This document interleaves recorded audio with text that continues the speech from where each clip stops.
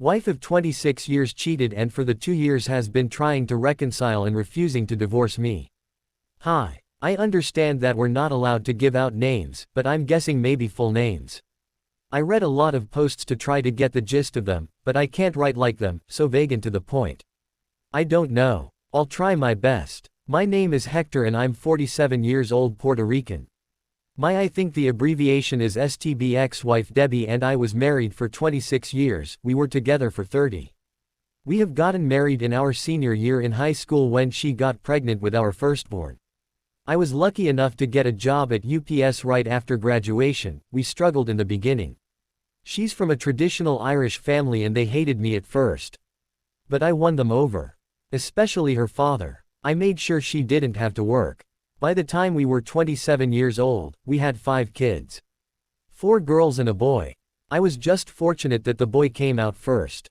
We had our arguments over money, discipline methods, and me complaining about the lack of sex. I understood, we have 5 children and they can be very exhausting. I tried to help as much as I could, but she was still tired. However, she was my everything. She always kept her body in shape. I try as well, but being a delivery driver for a very long time, I'm what they called skinny fat. I have a muscular chest, arms, legs, but I have a sloppy gut. I got the horseshoe hairline that caused me to shave it off. Yet, Debbie was my everything. There were times she was verbally abusive towards me and whenever I had enough and lashed back, she became a cry bully and I just gave up. As the years went by we were the only married couple in our friend group.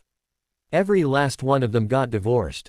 Out of our 7 married couple friends, 5 were caused by infidelity on the wife's part, 1 was on the husband's part, and the last one they divorced because she friend-zoned her husband.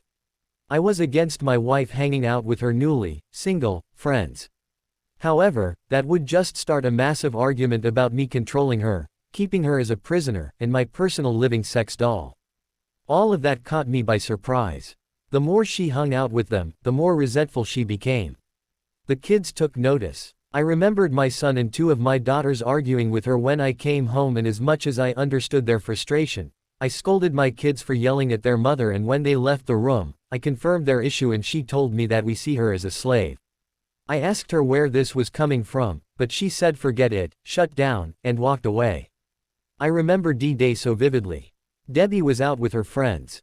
I was in the kitchen cooking, the kids were watching Train to Busan, and my 3 oldest came to the kitchen. I thought they came to check on the food, but they all had a concerned look. Before I asked what was the issue, my son told me that they think their mother was having an affair. Of course, at first, I didn't believe it. I didn't want to believe it. I yelled at them and I told them I was going to prove they were wrong. I turned on the Where's My iPhone app and saw that she was at a bar on the outskirts of town. I hopped in my truck and I went. When I arrived at the bar it was crowded, but I saw her circle of friends in the corner booth acting like drunk idiots. When I approached them, they all turned pale and that unsettling feeling hit my stomach. Since I didn't see her in the bar, I went outside and walked around the parking lot. There was a car in the back corner. It looked like the man in the driver's side was sleeping. A man who I thought was my friend. I approached the car to ask him if he has seen my wife, but when I got closer, it was obvious that he was getting a BJ, and the closer I got, the more I recognized the woman in the car. I was practically standing by the driver's side window and none of them noticed me. I lost my temper. I broke the window, dragged him out, and I wasn't civil. Debbie was screaming sorry over and over. I was yelling at her while kicking him. Cops showed up soon after that and I was arrested for assault and battery. I spent a week and a half in county. I had to go into the infirmary because I thought I was having a heart attack, but it turned out I was suffering from broken heart syndrome. The news of what I did spread like wildfire. Eventually my father-in-law bailed out. The man was practically in tears when I stepped through those gates. He profusely apologizes to me for his daughter's actions. During the drive home, he told me he spoke to my manager and union representative about the situation so I can still keep my job. He said that the kids has been staying with him and Debbie was waiting for me in the house. He said he knows what was going to happen, which was why he brought the truck. He was right. When we got to the house, Debbie ran to me crying and tried to hug me, but shoved her so hard that she fell to the ground. She looked at me with shock. I told her to get her shit out of my house and I want a divorce. She tried to fight it, but her father convinced her otherwise. An hour after they left, my mother-in-law came with the kids and I hugged them all for dear life. She apologizes for her daughter's actions as well before leaving. Now in my state, there's mandatory couples counseling before granting the divorce. Which in my opinion is complete BS. I don't understand why I have to go to counseling if she cheated. At the beginning of the sessions, I just sat there, listening to her dribble. That is exactly what it was, dribble. Blame shifting on the fact we were young parents and she never experienced the wild lifestyle. The freedom, and she got carried away. She got lost in it and her friends encouraged it. Soon she felt like she was missing something and she started a fling. The counselor tried on a few times to make it my fault, telling me that I should have allowed her to spread her wings every once in a while and how I needed to see it from her point of view. I just looked at the woman and asked the counselor if she was smoking crack. Because that was the dumbest thing that could have come out of her mouth. I asked Debbie how long she was cheating on me with him and she said 4 months and insisted that he was the only one. But it was a mistake and we could get past this because we have history. So I asked her more questions. Who initiated the sex, you or him? How many times did you go down on him? Did you swallow? Did he do you raw? Did he come in you? Did they fall asleep together? Through her stream of tears, she answered them honestly and I was quiet for a long while. The counselor tried talking to me twice during this and I raised my finger. I thought about everything we did before and during her affair window. The laughter, the conversations, the sex. Everything, and there was no inkling of her being sad or angry. We were just being us. When I finally did speak, I brought up the times we had sex during that window. I called her a WHRE. The counselor tried to correct me and I told her to shut up as I continued to call her every name in the book. Eventually, I told her she was tainted in my eyes. Again, the counselor and Debbie tried to convince me that our history and relationship can get past this mistake and I didn't want to hear it anymore. It was like they didn't care about my feelings on the matter. It was just about forgiving her and what I can do to get over it and apologize to her for making her feel like a servant. So I walked out. This contested divorce has been a long uphill battle for the past 2 years. Debbie is still trying to make things right, still trying to get us back together. I don't know why, because our conversations are strictly about the kids and when she tried to talk to me about something else I hang up on her. Family gatherings are consisted of me avoiding her or not showing up at all. Our oldest children refuse to talk to her. I tried to make them spend time with their mom, but they refuse and I have chosen to respect that. My in-laws are at my house weekly and I know they have been trying to make their daughter give me my divorce, but that has been a bust. My mother-in-law has been especially harsh on her, calling her a dumb brat, gossiping about her to her congregation. I had to ask her to stop because I didn't want the whole town to know our business. During the first year, my son and daughter created a Tinder account for me. I thought it was dumb. I'm a middle-aged man with 5 children who has a dad bod. Yet I have been on over a dozen very successful dates that have been a real confidence booster. Recently I met someone during my court-issue community service. Her name is Isabel and she was our Habitat for Humanity supervisor. She's drop-dead gorgeous and won first place for a Vanessa Marcil look-alike contest at a soap opera convention she and her daughter attended. That's how we started talking. My daughters love watching General Hospital and I sat with them. To me, this is one of the few times I get to spend with them. I introduced her to kids 6 months in and they instantly took a shine to her.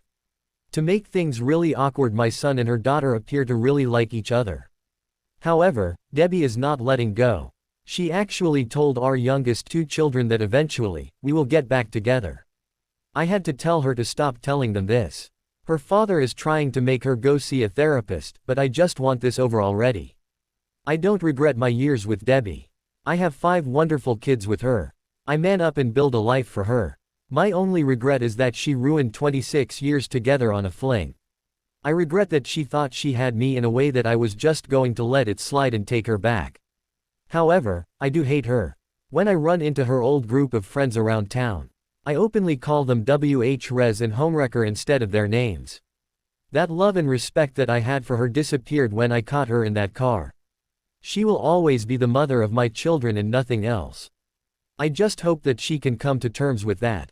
Update. I hope this is where updates are placed. Apologies if it's not, and apologies if this sounds incoherent. I'm tired, sitting in the hospital, on my third can of Bang, waiting for my ex to be transferred into a mental hospital. My daughters are home, Isabel is sleeping beside me, and she hasn't left my side. My son has been with his mother after she left the surgery. His girlfriend, Isabel's daughter, has been by his side as well. Last weekend was the start of this nightmare. The week prior was the lead up to my in-laws' 55th wedding anniversary, and they asked me to bring Isabel. Since we made it official, they have kindly asked me not to bring her to functions to avoid tension, and I obliged. This time they asked if she could come. For the past month, my ex has been a bit erratic. She had several physical altercations with her old friends. One of them got a broken nose, one had a busted lip, and the last one was shoved out of a Circle K. Each time the police were called, and considering how small our county was, they just took her to her parents' house. I tried telling my in-laws that she should be taken to the hospital for evaluation. It even blew up into a shouting match, but in the end, I concede. I should have fought harder. On Saturday, we all showed up at my in-laws' anniversary party, and to me, Debbie appeared off. I pulled her to the side, and it was the first time I had actually spoken to her. I asked her if she was alright, and she faked a smile, trying to tell me that she was okay, but I called her out on it and she cried a little. She told me how sorry she was. She told me that she couldn't understand why she didn't tell her old friends to back off. Or why she gave in to the peer pressure. She told me that she destroyed our family, and seeing how I am with Isabel only made her miss me more, and wished she appreciated what she had. When she said that, I felt fear in the pit of my stomach, or maybe it was anxiety. I should have kept asking if she was all right, but I was blindsided when Debbie formally apologized to Isabel for her actions and asked her to keep me happy because I'm a good man who deserves a good woman. During the party, Debbie went to each of our kids, and I can see them making peace with her. I don't know what was said, but they hugged and kissed her. They were talking and laughing, even posed for a few pictures. Isabel and I were having a great time, and for once, I thought about having cordial conversations with Debbie. It was 3 in the morning when I got the call. My sister-in-law was screaming in a panic. I could hear my mother-in-law crying, and then I heard my brother-in-law trying to calmly tell me that Debbie tried to end her life and they were on their way to the hospital. I rushed out of the house in my PJs. Isabel and my daughters didn't need to ask what happened. My side of the conversation painted the picture, and my daughters were severely distraught. Debbie slit her wrists and would have bled out if it hadn't been for her bother needing to use the bathroom in the middle of the night. When I arrived at the hospital, my in-laws were not well. She lost a lot of blood and was in surgery to repair the arteries. I should have called my kids, but my mind was occupied. It took me to see my son casually walking towards me to ask me why I was in the hospital when reality hit me, and I struggled not to cry as I told him what happened, and he ran towards the OR. I called the rest of my kids, and they already knew. My youngest called them, and they were almost at the hospital. She was in surgery for 6 hours. My father-in-law and I donated our blood for her since the hospital was short on her blood type. My son couldn't be a part of the operation, but he observed the surgery. All of my daughters were not doing well. My eldest daughter especially. All she kept talking about was the could've, should've, would've, and I told her to just focus on the now and not the past. My younger 3 daughters were pacing around, and when my son left the OR he told us that she was going to be fine, and when I hugged him, he collapsed into my arms, crying. I wanted to cry as well, but I had to be strong for them. Late Sunday, my mother-in-law found the suicide notes. She wrote one for each of the kids and a thick one for me. In my envelope were the signed divorced papers and an 8-page letter of apology. The letter just reinforced that she was never unhappy about our marriage. She just gave in to the peer pressure and, how she called it, brainwashed, that she was a servant by her so-called friends. She stated that she was so sorry for how she treated me, the kids, and for having that affair. I'm paraphrasing it. Thought. When Debbie woke up, at first she refused to talk. She would just stare out the window. For 2 days it was like that, and it was around that time I asked about how to update. I needed a distraction. Then she slowly began acknowledging everyone, but she was distant. Almost as if she was disappointed that she was still alive. As the days passed she didn't get better, although she was more conversational. Debbie asked to speak to Isabel alone. When she came out she told me that Debbie asked her if she loves me because she could see that I love her. Isabel told her that she did love me. Told her that I was the first man she had been with since her husband died 15 years ago in Afghanistan. She asked me if Debbie was right. Did I love her, and I acknowledge it. This made her happy. Debbie is going to be in a mental hospital for observation. The doctor told her parents that it could be a year, maybe 2 before she gets released. She may no longer be my wife or the woman that I devoted all my love to, but she's still the mother of my children, and I'm going to make sure she gets better, for our kid Sake.